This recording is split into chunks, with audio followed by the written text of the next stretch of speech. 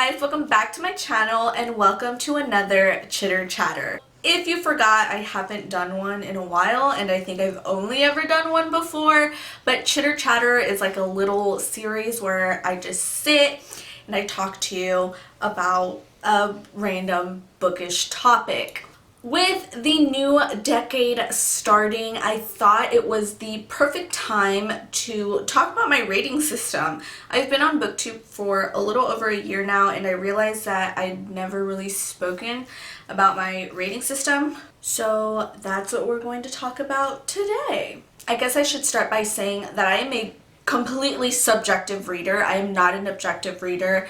Yes, writing and pacing, obviously I take into consideration, but it isn't the full extent of my review. It's usually how did this book make me feel once I closed it. If you're more of an objective reader, how the book reads, how the writing style is, the character development, maybe take my reviews with a grain of salt. I'm going to give you a rundown of my star ratings and what they mean.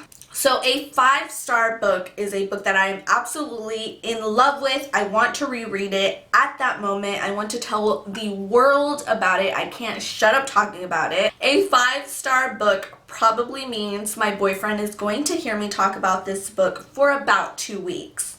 A 4-star book is a book that I really enjoyed. I probably will reread in the future, but I can hold off on it. It was pretty much perfection, but there was just a few things that I had issues with. And it also means that my boyfriend is probably going to hear me talk about that book for the rest of the day. A 3-star book is a book that didn't really blow my mind. It was pretty average. I enjoyed it to read once, but I really doubt I'll pick it up again, or at least not anytime soon, and I don't plan on it. A 2-star read is really just a struggle bus. I just wanted to finish it to say that I finished it. The bad elements outweigh the good elements of the book.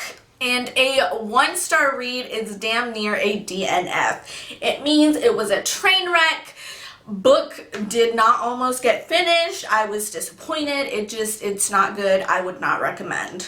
Personally, books that I've read in my childhood, I usually hold in high regard, which means that it's really, really hard for me to re-rate those books. So a lot of the books that I read as a child, I would probably give them all 5 stars. But are they really 5 stars? Probably not. But am I going to admit that? Probably not. So a really good example of this is the Iron Fae series. That is a series that, oh my gosh, I hold it so close to my heart. I know y'all have heard me talk about it so many times and are probably sick of hearing me talk about it. There's no diversity in it. There's a lot of cliches. We got the typical trope of like not like other girls. We got the broody guy who, you know, they started as enemies, kind of enemies to lovers, who's always had a thing for her since he saw her the first time. So I don't think it's a bad book, but is it a 5-star read? Probably not. If I am being a little bit objective, it's maybe like a 3.5 or a 4 stars. Basically, I can read the negative reviews on a book that I read in my childhood and understand where they're coming from. I can admit there are bad elements to that book, but in my heart, I cannot give it anything less than a 4 or 5 stars. I recently reread Splintered by A.G. Howard and I gave it a 4 stars. And I think that was me trying to be edgy or whatever, you know, going back and like rating it lower than I did before. But I think I really should give it a 5 stars because I don't know why I gave it a 4 stars. Like there was nothing wrong with it. When I reread it, I just wanted to be edgy and say that I've matured as a reader or whatever, but I really haven't. It's a 5 stars. I gotta go back and change it. I don't know who I thought I was, but another flaw in my ratings is that I am very easily influenced by others. If I see people who I hold their opinions in high regards, or they're, for example, like popular booktubers who might give a lower star rating to a book, I'll stay away from said book, or if I do read it, I'll already go into it with like a negative mindset, focusing on just the negative aspects. For example, Stalking Jack the Ripper is a series that I would see at Barnes & Noble's all the time, and my boyfriend would read it and be like, this sounds like something that you would really enjoy. But I stayed away from it for like a year and a half, because a popular booktuber had said that it really wasn't that great. I think they gave it like a 3 stars or something, and I thought, well, that booktuber gave it a 3 stars. Obviously, I can't read that. I'm not going to enjoy it. I ended up reading it. I really enjoyed it. I did. I really, really did enjoy it. I thought it was a good book. I know it's a book that not everyone loves. I get that. But I gave it a 3 stars when I read it the first time. Did I actually think it was a 3 stars? No. I think right now it has a 4-star rating. I think it is a 4 stars. In my opinion, a 4.5. I really enjoyed it, but I gave it an original 3 stars because some other popular person, or just not even just popular, but just another person that I knew of and I held in high regard, gave it a 3 stars. So I am super influenced by, I guess, the mob mentality. I follow the mob mentality. On the other hand, and this is one that might surprise people, might shock, but I read The Cruel Prince. I think The Cruel Prince on my Goodreads is currently sitting at a 5 stars. I read this book and I thought it was good, but the whole time I was reading it, I thought, is it a 5 stars? Am I going to want to reread this book as soon as I close it? I didn't.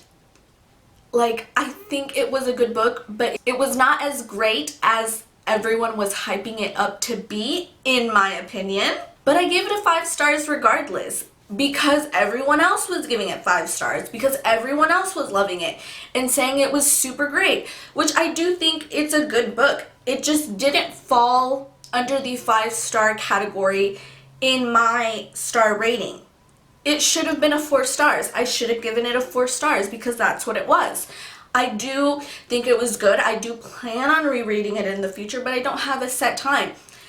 At this moment in time, I've not even read The Wicked King, and it's been sitting on my shelf forever.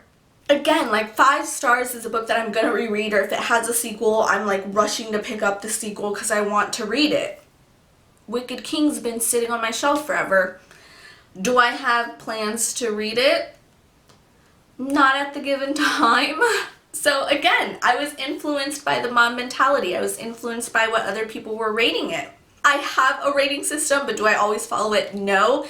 But I think in 2020, one of my goals is to stick to my rating system more and definitely try to detach myself from other people's opinions or other people's rating systems. I really want my shelves and my reviews to others to really be accurate in what I think. I think it's important for you all to know my rating system because that way you can keep in mind, for example, in my wrap-ups, when I say I gave this book a 3 stars, what that means, or at least give you a ballpark of what I mean when I say that. So to recap, I am a subjective reader 100%. I go by emotions and how the book made me personally feel, which of course means that my ratings may not apply to everyone, but of course I think that's with everything. All of this on BookTube is subjective, but I'm especially an emotional reviewer. I am easily influenced by other people's opinions. I will definitely try to work on that for 2020. I think I am getting better with my ratings. And also just books that I've read in my childhood, if I gave them a 5 stars, they're going to stay 5 stars. I don't think I can change that. It's just the nostalgia. It's 5 stars purely for nostalgia reasons. But I can admit there can be problematic elements to those books. I recognize that they are not the greatest pieces of literature ever written. I get that and I can admit that, and I'd love to talk about that with anyone who reads any books of my childhood. For example, Maddie from Madison Green is going to be reading the Iron Face series sometime, and I am very excited yet deathly afraid that she is going to hate it. But like I said, I'm excited. I want to know her thoughts. Coming in with fresh eyes to a series that I love, I want to know her thoughts. The good, the bad, the ugly. Like, tell me everything. I'm excited and I love to talk about that with people. So that's it to this chitter chatter. Thank you for sitting here.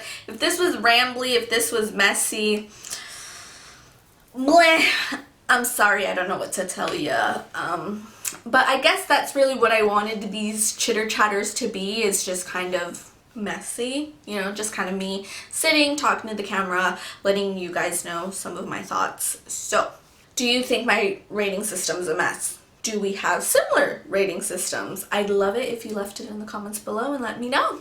I also wanted to say a very Merry Christmas to you all. I hope you had the best holiday season and spent it with all of your loved ones, which is of course the importance of the holidays. I also wanted to take a second and thank my brother-in-law who gifted me the hardcover set of the Actar series. I have the paperback versions of all of these, but if you've been on my channel for a while, you probably know I am definitely a hardback lover. I'm not a fan of the paperbacks. I only get paperbacks if it's the only option that's available, or if it's a book that I'm on the fence about whether or not I'm going to enjoy it. So I am very, very thankful to my brother-in-law for getting me the hardcover set. So thank you so much if you're watching, and also thank you so much for the Fenty lipstick. Absolutely love it. That's it to this video. My name is Elle.